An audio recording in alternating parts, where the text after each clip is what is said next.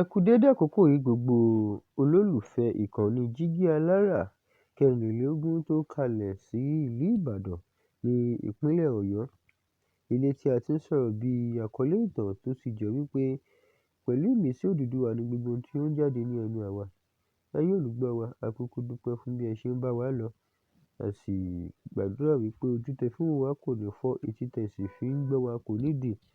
Àkórí ìròyìn tí mo mú wá fún yín lónìí ni Amẹ́ríkà tí wọ́n fẹ́ fi òpin sí ìrànwọ́ wọn láti gbógun ti àrùn HIV/AIDS ní South Africa. Orúkọ tèmi ò yípadà o, Ajíbádé Emmanuel Olúwatómọ̀ ni. Ìjọba Amẹ́ríkà ti kéde pé òun yóò ṣẹ́wọ́lé fífi owó ránṣẹ́ sí South Africa láti gbógun ti ìtànkálẹ̀ àrùn HIV àti AIDS. Ó lé ní mílíọ̀nù 8 àwọn ọmọ ilẹ̀ South Africa tó ń gbé pẹ̀lú àrùn HIV, èyí tó jẹ́ orílẹ̀-èdè tí àrùn náà pọ̀ sí jùlọ ní gbogbo àgbáyé. Ìgbésẹ̀ àjọ US State Department yìí ní ọjọ́ pé ó ní nǹkan láti ṣe pẹ̀lú bí ìjọba South Africa ṣe kùnà láti dáàbò àwọn Afrikaner, ìyẹn àwọn aláwọ̀ funfun kéréje tó ń gbé níbẹ̀. Títí di ọdún 2025 ni Amẹ́ríkà fi ìtẹ̀síwájú láti máa ṣèrànwọ́ fún South Africa títí di àsìkò tí ìkéde yìí jáde. Ìjọba South Africa ti fèsì pé bó tilẹ̀ jẹ́ Amẹ́ríkà kò tíì bu òun gbọ́ nípa ìgbésẹ̀ yìí, òun náà ti ń ṣiṣẹ́ láti wá ọ̀nà míì tí kò ní fi máa gbẹ́kẹ̀lé ìrànlọ́wọ́ Amẹ́ríkà mọ́. Láti ìgbà tí wọ́n ti búra wọlé fún Ààrẹ Donald Trump ní aláǹgbá tí wọ inú ògiri.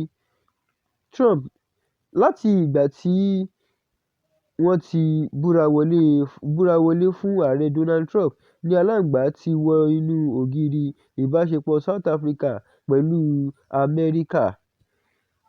Kò pẹ́ tí wọ́n búra wọlé fún Trump tó kéde pé South Africa ń gbógun ti àwọn Afrikaner tí wọ́n ní ọ̀pọ̀ ilé ọkọ̀ níbẹ̀ lọ́nà àti gba àwọn ọkọ̀ náà.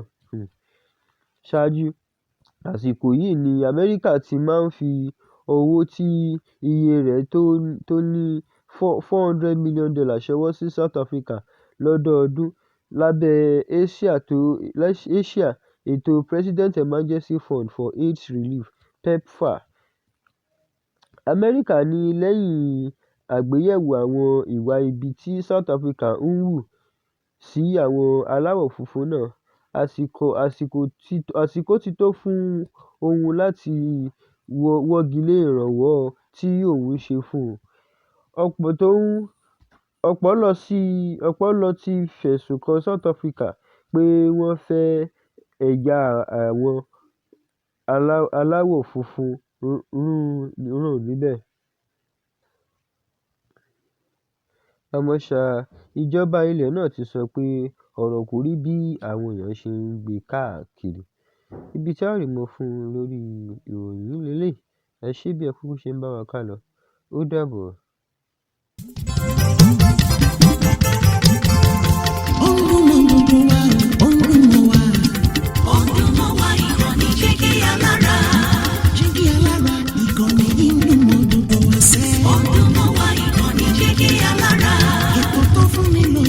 Ètò tó wà ní lọ́yẹ̀ wà ń bẹ̀. Ọdún mọ́ wá ìkànnì Jígí Alárà. Ìròyìn lóríṣiríṣi tàbí mọ́ bó ṣe ń lọ láwùjọ. Ọdún mọ́ wá ìkànnì Jígí Alárà. Ìkànnì Jígí Alárà. Jígí Alárà. Jígí Alárà. Jígí Alárà. Ìkànnì Jígí Alárà kẹrìnlélógún, bàbá gbogbo.